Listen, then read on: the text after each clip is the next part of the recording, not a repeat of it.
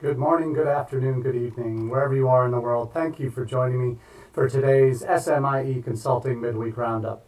I'm your host, Marty Bennett, and today we'll be walking you through three recent news stories that have caught our attention at SMIE Consulting, and we'll be sharing our thoughts with you on them as to how these stories can impact what you do in your international offices. Again, it's a lot of change, and that seems to be the only constant in our lives in international education that we see in our daily journeys. And wanted to share with you today with regard to SMIE Consulting. We're very glad that you're joining us. For those who are new to the Midweek Roundup, we do these each Wednesday at 1 p.m. Eastern, cover three issues that have come to our attention in the last week, and then address some realistic ways that you might be able to adapt these news stories or interpret these news stories in your own work in your offices. So what today we'll do first is, as always, the team at SMIE Consulting is really here to help institutions around the world particularly here in the United States, get to grips with some of the issues that you're facing with declining enrollments, or whether it might be challenges in particular countries or other factors that are impacting your international education strategies. We're sharing a couple of resources here on the comments section on the Facebook page for SMIE Consulting. First, our website, where there's a lot of great free resources available, as well as the link to this week's edition of all the SMIE news fit to share. That's our weekly newsletter that goes out each Monday at 9 a.m. We welcome you to subscribe to that free newsletter. And just for your information, all the stories that we cover each week in the Midweek Roundup, we pull three of the top stories from that each week into this roundup to discuss in more detail. So that's what we're here today to talk about. First up on that list is for those who have been to NAFSA, and certainly in the weeks and months since, there's been a lot of buzz on some new changes that both DHS and U.S. Department of State have implemented that are impacting what we do in international education. And the first of which was the social media question being added to the DS-160 form that all non-immigrant visa applicants need to fill out online. Then there was the ruling on, the recommendation on initial I-20s from DHS addressing to whom you should send I-20s and who not to send them to. And then finally was the increased SEVIS fee and what that meant for potential applicants. What I've done, the article that I'm drawing from is actually one I wrote for one of my consulting gigs with IDP Connect, and they asked me to write this piece on how these recent changes are impacting U.S. international education offices. So in doing my research on these three important changes, one of the things that did come to light is as much as with any U.S. government policy change, these are typically I say, and we're not in a typical age, but typically these things do happen with a fair amount of lead time before they actually become policy. The first of which was the social media question, which was actually had been talked about for the last year by the current administration, that it was important to, and from their perspective, to get out in front of potential applicants or potential visitors to the United States that might have not the best of intentions particularly with regard to terrorism. And they cited the San Bernardino massacre as a particular evidence of the woman who came to the United States on a fiancé visa, a K-9 visa, or K visa, did have terrorist sympathies, and that was found after the fact on her social media presence. So that is something that has been used as justification for this rule. It was talked about that was coming last year, and it did get finally implemented at the end of May this year. So that piece, obviously, there's been a lot of uproar about this infringement on individual rights and social media, freedom of expression, and applicants to the United States now, potential visitors to the United States, are really going to have to watch what they say on social media. So this is the initial concern was, they're giving access to their social media accounts. Not necessarily, no. It's what they're giving access to is to know what profiles the visa applicant has used on social media within the last 5 years. The article that I wrote for IDP Connect does kind of go into some details, has the screenshots of what you actually are being asked, did have the screenshots, but it does have information on what students are being asked, and what they have to provide any social media accounts, the usernames or identifiers or handles on those platforms that they've had over the last 5 years.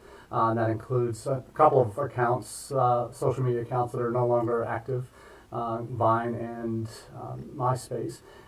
So there's certainly concern that this is an invasion of privacy and that type of thing.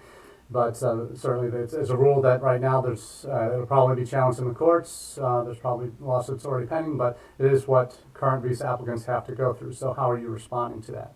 How are you notifying your students? Did you notify your students of this change that's coming so that they're aware of it when they go for their visa applications, for their actual visa interview, and go through that process? Certainly it's one that you want to be aware of and make sure that your students are aware of.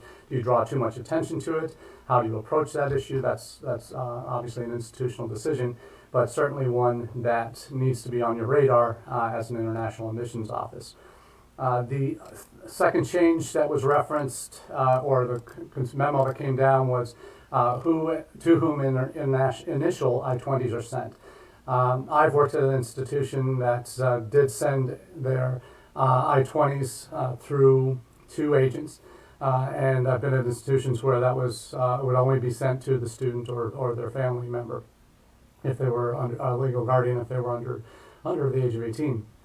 So in terms of how you approach this issue, I think it's really, it's not a common practice, I would say, that initial I-20s go to anyone other than a student, but it does happen, particularly perhaps if your institution's dealing with agents in a fairly significant way. You may be sending large numbers of I-20s to individual agents for students in particular countries.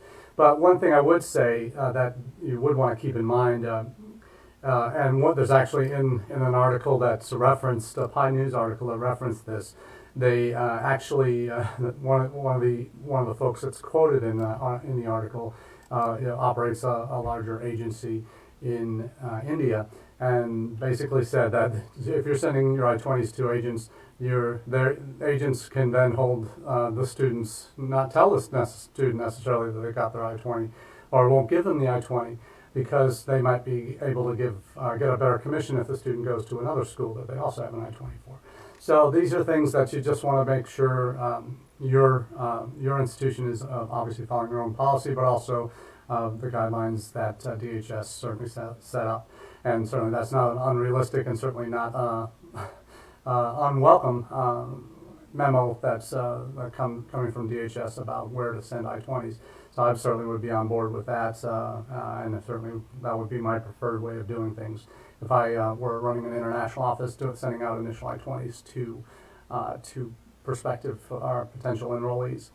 Now, the third piece is the SEVIS fee. And this is one where I've, as part of my research for the article, did a fair bit of digging into what the competition is using. Because ultimately that's what I always go back to in what we do here at SMIE Consulting is, do you know your competition? Do you know what other institutions within not just the United States, but also, frankly, what other countries are doing to attract international students or not doing? And the U.S. is certainly has been the biggest destination for international students, probably will continue to be for some time, just because of the sheer number difference between our first place and then the UK or China as the second place, or Canada even as the second or third place. So one thing you want to pay attention to, though, is, okay, well, just have perspective here. How are other countries' visa fees, application fees? When you're trying to compare apples and apples, it's not always the same.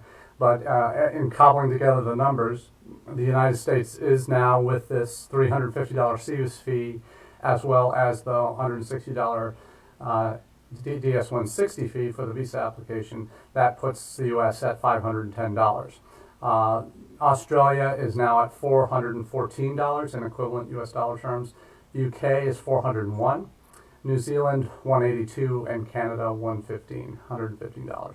So, is that extra $150 for the extra CVIS fee going to be pushing a student away, where the U.S. was in the middle of that five country pack for their fees, with the 160 DS-160 fee and the $200 CVIS fee? Are they now, with that extra $150, pricing themselves out of the market? No, not necessarily pricing themselves out of the market. Certainly, it's one extra fee, and in the grand scheme of things, $150 out of a $100,000 plus 4-year price tag that parents are paying for tuition alone at U.S. institutions. That's not a significant amount, but for individual students, if this is their first time applying, they don't know any differently, do they? But certainly those that are paying attention to these things and are now seeing the U.S.'s fees to come to the United States, not only tuition fees at institutions, but admission visa fees increasing, that's seen as, well, potentially a less welcoming environment. And ultimately, that's what really matters when we're talking about how the U.S. is positioning itself in relation to its competition. So I definitely think it's worth paying attention to, and certainly worth thinking about how your institution can address that issue and potentially position yourselves in a more positive light in how you address that.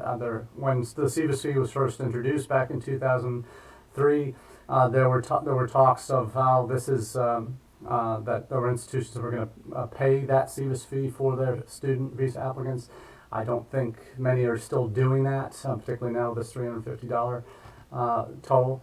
So I'd be curious to see how other institutions are responding, and if you are in the middle of deciding on how that's going to work for your institution, I'd certainly love to hear how that's going to work for you, or how you're dealing with this potential issue. So interesting times, obviously, as we say that almost every week here, but there's always new questions that institutions are being forced to answer as to how they're going to approach positioning themselves as an institution, not only, as I said, in comparison to their U.S. colleagues that they might be cross-applicants with for potential students, but also how the U.S. is positioning itself in relation to the world.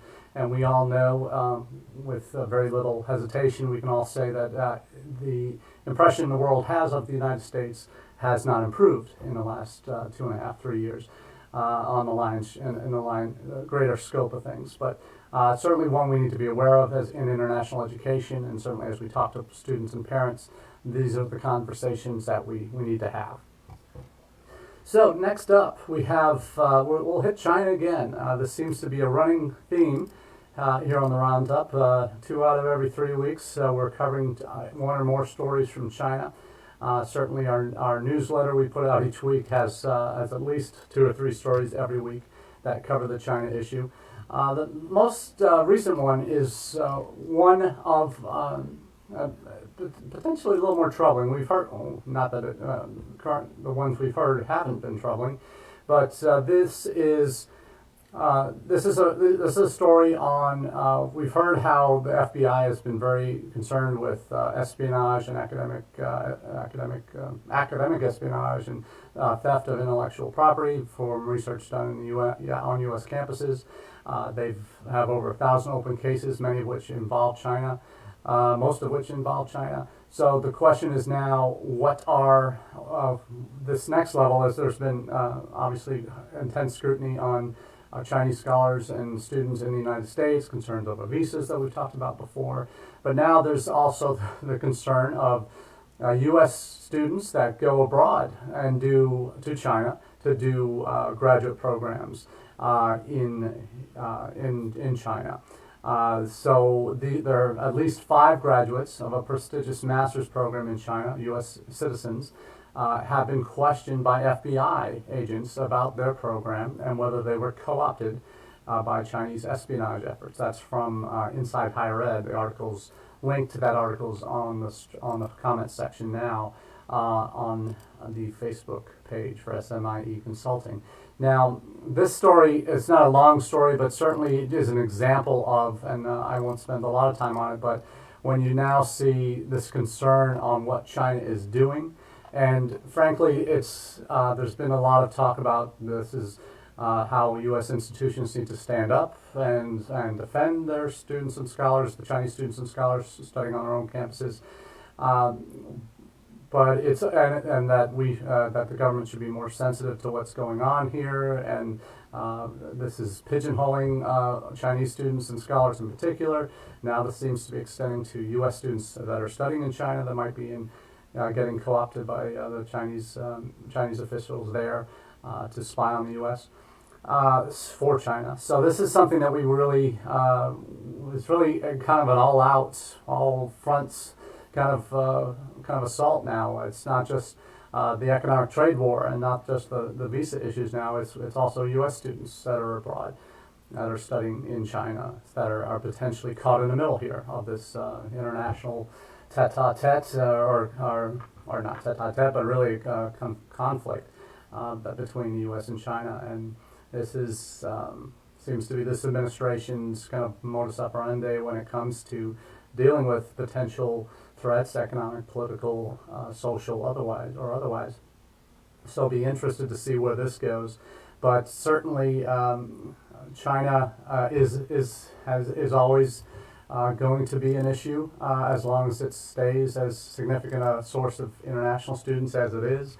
There are conversations I have with institutions across the country about China specifically, about, okay, what do we do? We're seeing drops in our China numbers. We're wondering where the next big market's going to be. What are we doing? Because they've invested so much in China. We've covered this part in depth in past episodes where we looked at Michigan State, we've looked at University of Illinois and how dependent they've become, University of Illinois in particular, on China as a source of revenue for their institutions. And we've covered in the past the story of how China, University of Illinois, Champaign-Urbana, now has taken out an insurance policy on against the Chinese, the percentage of Chinese students that they have as part of their programs that account for such a large percentage of their income in the colleges of business and engineering at the University of Illinois, Urbana-Champaign. And this next article is actually from University of Chicago, one of their public health school, let me see. He is from, the gentleman's name is Ranjan Daniels. He's from the University of Chicago Harris School of Public Policy. And his article references what's happening down in Urbana-Champaign for the University of Illinois. But the article itself actually also addresses his advice that though China is a very attractive option for institutions, and up until now has been a very lucrative source of students and revenue for institutions, his advice is one that I preach and have been preaching for years, and it is diversification of your international student destinations or origins. And that is what allows you flexibility in potentially bad economic times and potentially boom times. When you have students coming from a variety of different sources, where you're not overly dependent on one or two countries, you then see the ability to weather storms, to weather downturns, and that's something that I think the universities that have adopted a fully international perspective on their enrollment management policies are ones that are going to be truly able to succeed if they put in the time and the effort, and it does take effort, it does take years to fully diversify, and keeping your ear to the ground as to what those next markets are. Yes, if you're gonna go new into a market, you should not expect immediate results in the first year. If you do, that's a bonus, but really it's 1, 2, it's 3, 4, 5 years before you see any country, any destination from any destination country where you're going to recruit to see significant returns in terms of students enrolling at your institutions. There are ways to bolster that through potentially scholarships, potentially academic programs that are more attractive to students in that country, being able to market those effectively, be able to communicate directly with students and parents, and having strategies for that. And this is something that I really think are parts of the enrollment management strategic puzzle that not all institutions are doing well, or very few institutions are doing well, I should say. So the article does reference on what diversification looks like by taking, in the author's perspective, a Moneyball approach to things. And we're not just talking about the risk management approach that that University of Illinois Chicago or University of Illinois Champaign-Urbana has taken, but we look at where other institutions that are focused on diversifying are putting their efforts, their time and efforts in, and money. India at the undergraduate level is beginning to grow, and it's probably going to be the next. Will perhaps overtake China as the largest single source of in undergraduate students in 5-10 years or so. So that population is growing. Their higher ed system cannot absorb all the quality higher ed system cannot absorb all the quality students that they're producing. So one of the outreach tactics that they recommend is having a remote team member, a staff member based in key markets or key regions that can recruit in that more directly in those countries. Pakistan and India also have huge under 30 populations of potential students, as the author points out. Indonesian market is perhaps a little immature right now and has been more grad focused, but maybe that's changing. Will take some time. There's more ways to utilize alumni and social media and direct efforts to outreach to and armchair outreach to get into those countries. Japan and South Korea, those have been declining markets in overall numbers for a number of years, but their still overall volume is still very high. So there's worth an effort if you can present the right kind of program to the right kind of audience in those countries. So the one-size-fits-all approach that used to be the case in international admissions circles 15, 20 years ago, that's not the reality of today.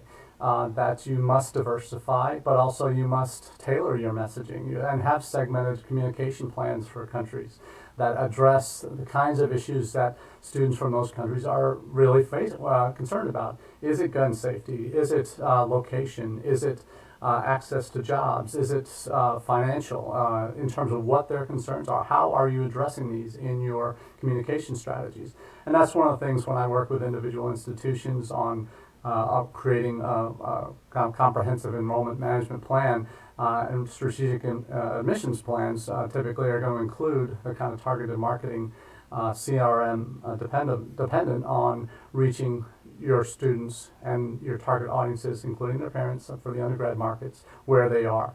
So that's certainly something that more institutions will need to do if they're going to come out of this current crisis with regard to China. In order to come out on the other side, either thriving or at least maintaining, they're going to need to do a lot more and become work harder, smarter, not more necessarily. So it's a matter now that I think we're going to see some movement at a number of schools in the coming years that are seeing that they need to be much more flexible and adaptable and in their strategies and make them country specific and or region specific, and what those elements of strategies involve are going to be important pieces of that puzzle. So we'll talk more about that in future editions of the Roundup. Final piece today, it's actually a bit of good news, surprisingly, coming out of Saudi Arabia. We know China has been a big source of students there for many years. We also know India at the graduate level has sustained a lot of graduate programs for a number of years, but has seen some wobbles lately. Certainly in the last couple of years, the new Indian students total Indian students has still been going up, but new graduate has been dropping from India for the last couple of years, and that trend may be continuing, particularly if for institutions that have been bringing students in on ESL programs first because their Indian student English isn't up to snuff. So we'll see what happens there. The last piece, when I say Saudi Arabia, obviously we've known for a number of years that Saudi Arabian scholarship program has changed. They've in 2015, 2016, they started cutting back their scholarships to the United States, saying first that the students had to go to top 200 schools, that type of thing.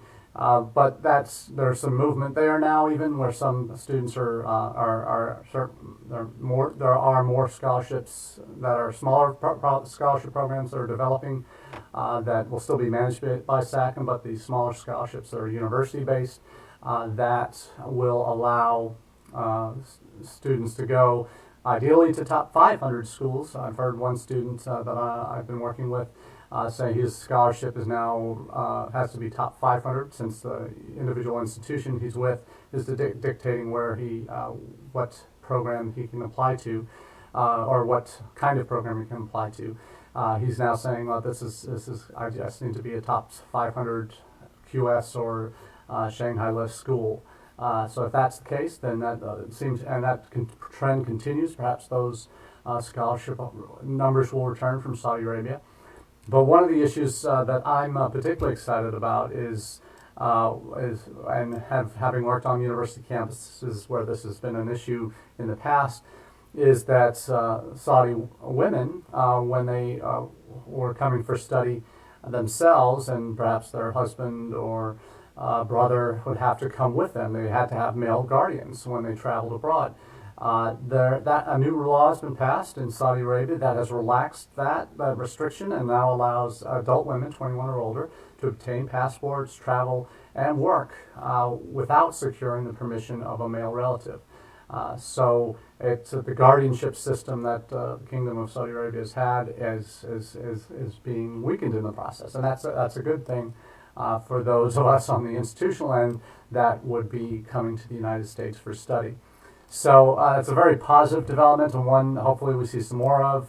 It's certainly not a perfect environment yet, but it's certainly one that is improving, and certainly gives us a chance to see how much Saudi Arabia has changed, and seen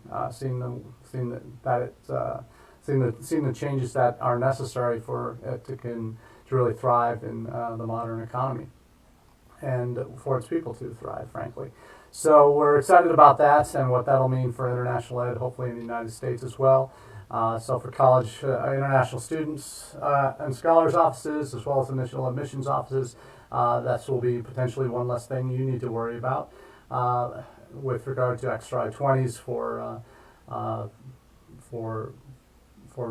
particularly non-husband and wife situations, but having brothers or even sons that have to be consider the guardians in the past for their mothers. That's obviously an odd situation from a Western standpoint, but had been up until now the requirement for certain females who were traveling abroad from Saudi Arabia. So encouraging to see that. Always excited to see those kind of developments that make our lives a little bit easier when it comes to international admissions work. But certainly happy to see what the future holds there. So in terms of next steps, we'll be back with you again next Wednesday, August 21st, for our next edition of the Midweek Roundup.